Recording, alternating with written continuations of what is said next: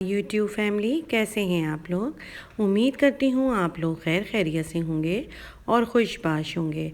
अपने एक नए व्लॉग के साथ आप लोगों के सामने हाजिर हूँ जी। सर्दियों का जो है वो आगाज़ हो चुका है। बस ये सर्दियों की बारिश जो है वो बहरिया में हो रही थी। हर तरफ तो कराची में बारिश का दूर दूर तक नाम निशान नहीं था, और यहाँ पे अचानक से जो है वो इतनी धूप निकली हुई थी और फिर उसके बाद इतनी तेज़ बारिश शुरू हो गई। A few moments later. और बारिश होने के बाद तो मौसम इतना हसीन और इतना खुशगवार हो गया था, और ठंडी ठंडी हवाएं चल रही थी। तो फिर मैंने सोचा कि सर्दियां भी हैं और गाजरें भी रखी हुई हैं, तो क्यों ना गाजर का हलवा बनाऊं। तो यहाँ पे मैंने जब बारिश हो रही थी उसी दौरान में गाजरों को कद्दूकश कर लिया था, और ये मेरे 2 किलो के करीब गाजर थे। मैंने गाजरों को कद्दूकश करने के बाद अच्छी तरह से उसको 2-3 दफ़ा मैंने धो लिया, और धोने के बाद अभी मैंने इसको चूल्हे में जो है वो चढ़ा दिया है। और जब उसका हल्का हल्का सा पानी निकल गया और वो सूख गया, तो मैंने फिर 1 किलो जो है इसमें दूध डाल दिया, और दूध डालने के बाद मैंने इसमें थोड़ा सा दर्दी का रंग डाला, और यहाँ पे मैं 4-5 इलायची जो है उसको मैं कूट लूँगी, और कूटने के बाद इसी गाजरों के हलवे में जो बन रहा है इसमें डाल दूँगी। और जो सर्दियों में गाजरों का हलवा है उसके खाने का तो मज़ा ही अलग है। और ये ज़रूरी नहीं है कि आपके पास हर चीज़ मौजूद हो तो फिर ही गाजर का हलवा बना जाए। ये मैंने बग़ैर मेवे और बग़ैर खोए के गाजर का हलवा बना रही हूँ, और ये बहुत ही मज़ेदार सा बनने वाला है। जब दूध मेरा हल्का हल्का सूखने लग गया था, तो फिर मैंने इसमें मेरे पास ब्राउन शुगर रखी हुई थी, वो डाल दिया था 1 कप। और फिर जब मैंने चख के देखा तो मुझे थोड़ा सा चीनी कम लग रहा था, तो फिर मैंने 1 कप और डाल दिया था। तो 2 कप मैंने इसमें ब्राउन शुगर के डाल दिए हैं, और अब मैं इसको जो है हल्का हल्का सा हिलाऊंगी, और थोड़ा सा फिर दोबारा इसका दूध जो है वो सुखाने के लिए रख दूंगी। और यहाँ पे हलवे का दूध जो है वो अच्छा खासा सूख गया था, तो फिर मैं इसमें जो है पिसा हुआ नारियल डाल दूँगी, क्योंकि बच्चों को हलवे में ड्राई फ्रूट वगैरह ज़्यादा पसंद नहीं है। बस उन्हें पिसा हुआ खोपरा जो है वो ज़्यादा अच्छा लगता है, तो फिर मैंने वो डाल दिया था। और मैं इसमें अब जो है वो खोपरा डालने के बाद इस दूध को जो है वो और सुखाऊँगी। हलवे में अब जो है दूध थोड़ा सा रह गया, तो फिर मैं इसमें एवरीडे का जो सूखा हुआ दूध होता है वो डाल दूँगी। अगर आपके पास कोई और सूखा हुआ दूध है तो वो डाल दें, और उसको डालने के बाद मैं फिर इसको और अच्छी तरह से जो है वो भूनूँगी। साथ ही साथ जो इसका लिक्विड वाला दूध है वो भी सूखता जा रहा है, और मैं अब हलवे को जो है वो भूनना शुरू कर दूँगी। इसी भूनने के दौरान मैं इसमें जब ये इसका दूध खुश्क हो जाएगा तो मैं इसमें घी डाल दूँगी, और घी डालने के बाद मैं इसको अच्छी तरह से भूनूँगी, और मेरा मज़ेदार सा गाजरों का जो हलवा था वो रेडी हो गया था। फिर मैंने इसमें ऊपर से पिसा हुआ खोपरा डाल दिया था, और फिर उसके बाद बस थकावट सी हो गई थी और बहुत ज़्यादा भूख लग रही थी। तो फिर बच्चों ने कहा कि अम्मी कोई मज़ेदार सी आज चीज़ बना के खिलाएं। तो फिर मैंने कहा ठीक है, मैं जो है तुम लोगों को मज़ेदार से सैंडविच जो है वो बना के खिलाती हूँ। तो आलू मैंने एक दिन पहले ही मिक्सचर बना के रखा था, क्योंकि मैंने आलू वाले पराठे बनाए थे, तो वो मिक्सचर बच गया था। तो फिर मैंने ब्रेड जो था वो मेरे पास रखा हुआ था, उसमें मैंने बस अब ये मिक्सचर जो है वो मैं लगा दूँगी। साथ ही दूसरे स्लाइस में मैंने मायोनीज़ लगा दिया था, केचप लगा दिया था। इसमें मैं चीज़ रख दूँगी, थोड़ी सी शिमला मिर्च जो है वो डाल दूँगी, और उधर भी मैं जो है वो मायोनीज़ और केचप लगाने के बाद स्लाइस को जो है वो ग्रिल पैन में रखूँगी, और मेरा मज़ेदार सा जो सैंडविच है वो रेडी हो जाएगा। और नए आने वाले फटाफट से मेरे चैनल को लाइक और सब्सक्राइब कर दें, और बेल आइकन का बटन दबाना मत भूलिएगा, ताकि आने वाली वीडियोस का नोटिफिकेशन आप लोगों को मिलता रहे। हर दफ़ा तो अपने व्लॉग में मैं आप लोगों के साथ अपना डेली रूटीन शेयर करती हूँ, मगर इस दफ़ा मैंने सोचा कि मैं कुछ रेसिपियाँ भी आप लोगों के साथ शेयर करूँ, जो झटपट भी बनेंगी और बहुत आसान भी रेसिपी है।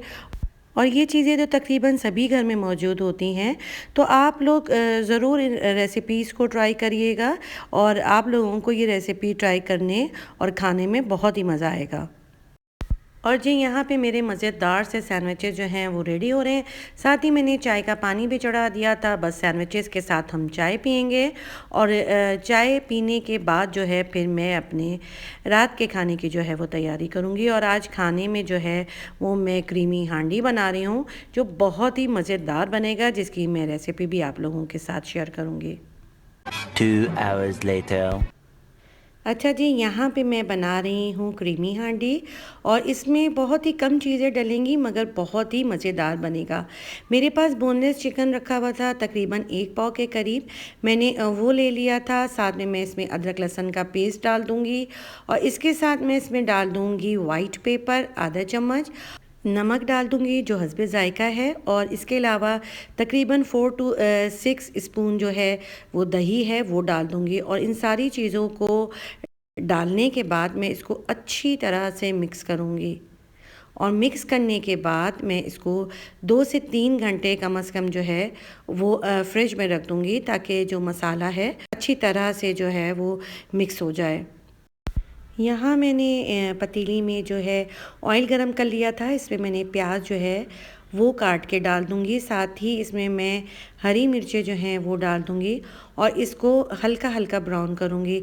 अच्छा, इसको ज़्यादा ब्राउन नहीं करना है। अगर ज़्यादा ब्राउन कर दिया तो मेरी जो क्रीमी हांडी है उसका कलर जो है वो चेंज हो जाएगा और वो ब्लैक शेड में आ जाएगा। बस इस तरह से हो कि ये हल्का हल्का सा जो है वो नरम हो जाए और जब ये हल्का हल्का सा नरम होगा और थोड़ा सा कलर चेंज कर रहा होगा तो फिर मैं इसको ग्राइंडर में जो है वो ग्राइंड कर लूँगी।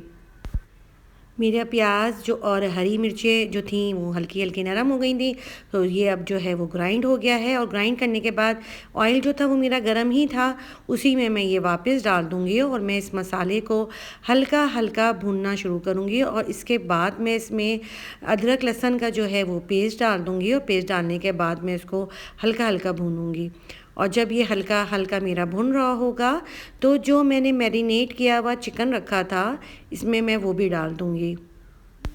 मसाले में मेरा चिकन जो है वो डल चुका है और अब मैं इसको फिर हल्का हल्का भूनना शुरू करूँगी और भुनने के बाद मैं इसमें डालूँगी सफ़ेद ज़ीरा पिसा हुआ और साबित धनिया वो भी मैंने पीस लिया था, वो भी मैं इसको डालूँगी और फिर मैं इसको और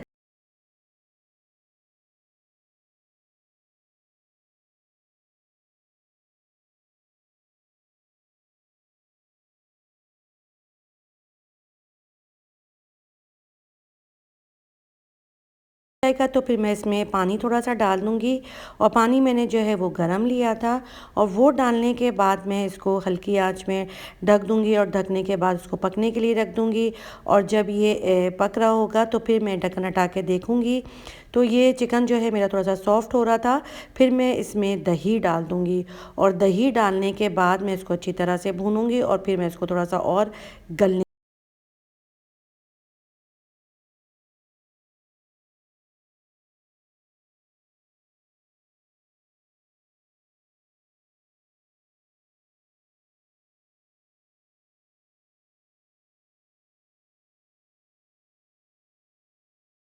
जी, चिकन जो है वो मेरा अच्छी तरह से गल गया है और गलने के बाद जब मैंने इसको चेक किया तो बहुत अच्छा और बहुत सॉफ्ट सा हो रहा था। अब मैं इसमें जो है वो क्रीम डालूँगी और क्रीम डालने के बाद अच्छी तरह से क्रीम को भी मिक्स कर लूँगी और हल्की आंच पे इसको रख दूँगी। बस मज़ेदार सा मेरा क्रीमी चिकन जो है वो रेडी हो चुका है। दूसरी तरफ मैं जो है हांडी को जो है वो चूल्हे में गरम कर लूँगी और जब वो अच्छी तरह से गरम हो जाएगा तो फिर मैं अपना ये जो क्रीमी हांडी है उसका सालन जो है मैं उस हांडी में डाल दूँगी और ऊपर से जो मैं क्रीम है वो गार्निश कर दूँगी और इसी के साथ दीजिए मुझे इजाज़त। अपना ढेर सारा ख्याल रखिएगा। अल्लाह हाफ़िज़।